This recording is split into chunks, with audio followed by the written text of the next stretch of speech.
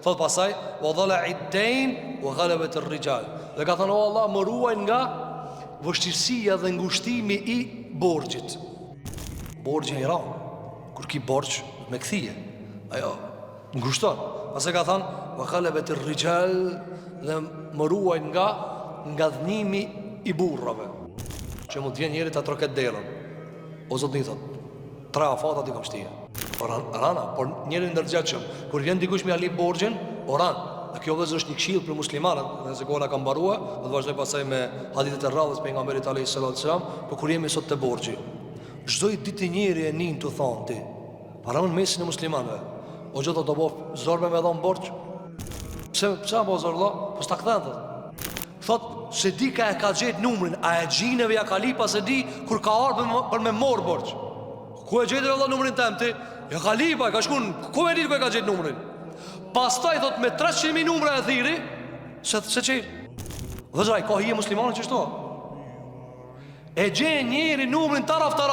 A mund është me valla, për hir të Allahit, si të kish Allah, e ki po që folin, si të kish Allah, po mo kena Allah, kena.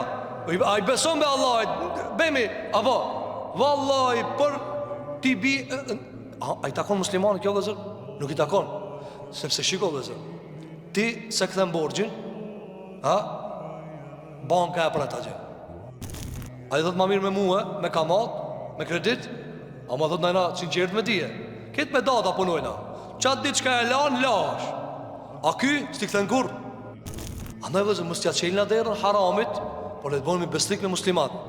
Le të bojnë muslimat. Sa prej njerëzve shkaku që ja ka gërdit dikush mos kthimi i borxhit, kisi jap më kërkujna.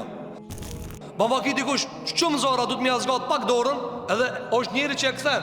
Si aja, pse thot 10 veta kur kush më ka kthije. Apo e ki pa njeri kur shkon, sa njeri thot bemi do borxh, thot ku të mi kthejnë qëto. Le të mi kthejnë njerë qëto, mësë njerë. A dhe muslimat dhe zë shko, pejgamberi sallam e ka urry, ka lip ndim pi Allah, ka thënë, o Allah, mos ma mundëso me më trokit njerin, pra mos të mvene puna që borxhlia me martë të dera. Po unë e qëkoj atina.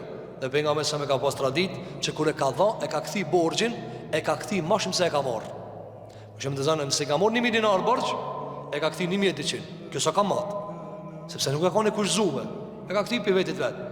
A në dhe zërë, mos të bojmë i ata njës, a ki pa me këshë, apo, psa, atë pas në borxh vëlla, po be vëlla më ki borxh, a të shmja këthi njeri, e jo me të lujt hutumin, qysh, e lun hutumin, o vëlla i ke morë barët, këta i barët, apo, sepse të ndërun gjëmatë, qiko, e kanë vetë Imam Ahmedin, qysh e dallon munafikin për jo munafikit, ka thonë kure ma lafin, da, Allah, fjallë besimtari e minë njëri thotë, o gjo, po që e besu një kumba, e thi në telefon, o i ndërun, me këtë datë të kumë thonë që ti kthej, tu lejmërova se më ka ardha fati, po s'ku mujtë mi mrije, a ka mu mundësime ma shtia fati?